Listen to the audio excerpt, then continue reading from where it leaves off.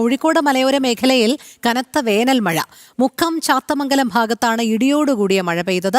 താമരശ്ശേരി മുക്കം ദേശീയപാതയിൽ മരം വീണ് ഗതാഗതവും തടസ്സപ്പെട്ടു. അനഘ ഹർഷൻ ചേരുന്നു. അനഘ, സംസ്ഥാനത്ത് കൊടും ചൂടിന് ആശ്വാസമായി വേനൽമഴ എത്തുന്നത് എല്ലാവർക്കും സന്തോഷമുള്ള കാര്യമാണ്. പക്ഷേ ഈ വേനൽമഴ കനക്കുമ്പോൾ വലിയ രീതിയിലുള്ള ചില നാശനഷ്ടങ്ങളും കൂടി ഉണ്ടാകുന്നുണ്ടല്ലേ?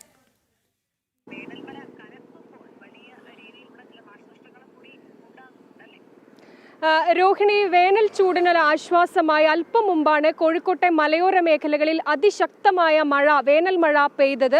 ഈ മഴ ഏകദേശം അരമണിക്കൂറിലധികം നിന്ന് മഴ പെയ്യുന്നുണ്ടായിരുന്നു. ഇടിയോട് കൂടിയ മഴയാണ് പല പ്രദേശങ്ങളിലും പെയ്തത്.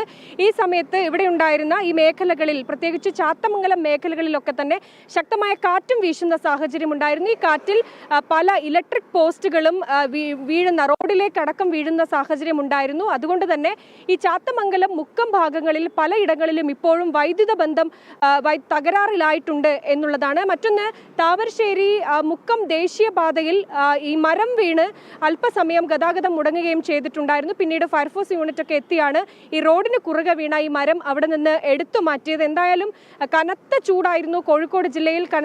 കഴിഞ്ഞ കുറേ ദിവസമായി ആ ചൂടിന് ആശ്വാസമായിട്ടാണ് മലയോര മേഖലയിൽ, പ്രത്യേകിച്ച് ചുങ്കം, ചാത്തമംഗലം തുടങ്ങിയ താമരശ്ശേരി തുടങ്ങിയ മലയോര മേഖലയിൽ അതിശക്തമായ മഴ, വേനൽ മഴ പെയ്തത്.